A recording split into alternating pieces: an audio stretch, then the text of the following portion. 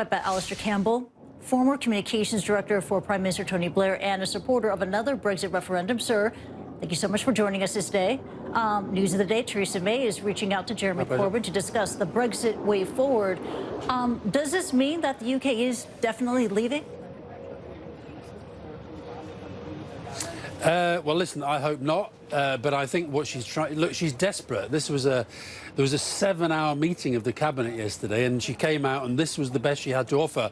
She wants to sit down with Jeremy Corbyn, the leader of the Labour Party, and try to agree a Brexit that they can then get support for in the House of Commons and get it over the line. I just don't see it happening.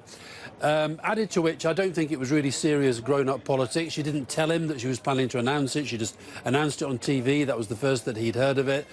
And, you know, we had a very, very surreal session in Parliament just now at the weekly Prime Minister's Questions where Brexit barely figured, because I guess they just want to take the heat out before they meet today. But I don't believe that this will necessarily get it certainly won't get her deal over the line. I don't believe that. But I think also she's gifted Jeremy Corbyn something, because here's a guy that they constantly say is utterly unfit to be Prime Minister. And now she's basically saying, I can't do this without you. And I hope that what he does is force her to say that under no circumstances are we going to allow no deal to happen, the UK to crash out without a deal. Also, to make her go to the European Union and ask for the long extension that we now need to try to make sense of this crazy stuff going on in this place. And the third thing, to make sure that she understands that the Brexit that was promised, what we're talking about now, is so far removed from the Brexit that was promised in the referendum that there has to be a confirmatory referendum on whatever the outcome.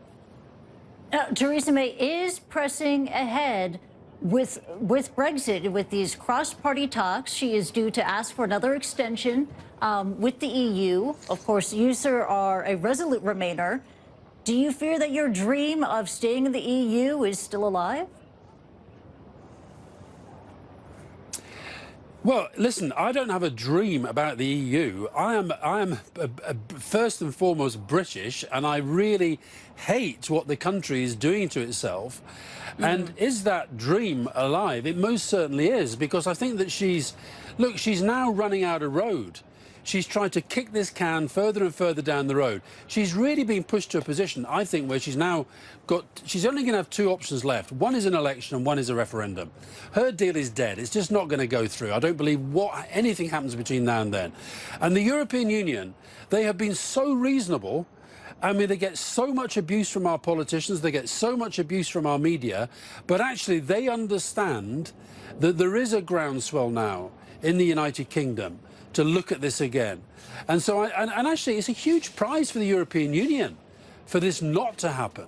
So I really, really, really do believe that the country's changing its mind. I think so many people now regret the referendum. They regret the vote.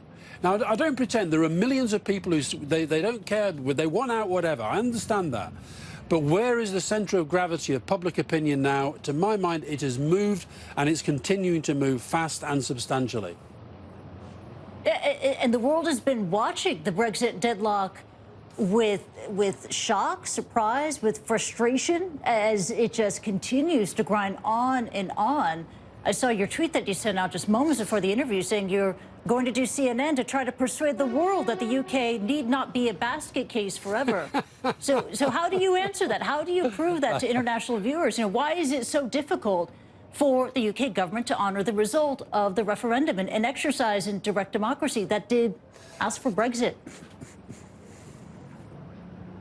Well, there's a very simple answer to that. We are a parliamentary democracy, and David Cameron decided, for his own internal political reasons, as a tactic to help him through the election, he decided to offer a referendum.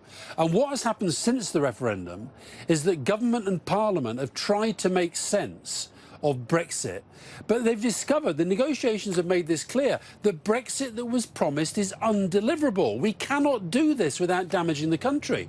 So what MPs are being asked to do is to vote for something, to support something that in their hearts they know is going to damage the country.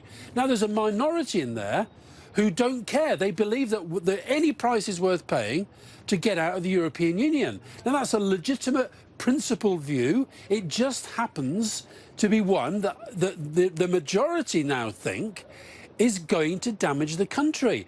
And so what they've been asked to do is to square a circle. And you know what? You can't square circles and you can't have your cake and eat it. And that's why it's proving so difficult.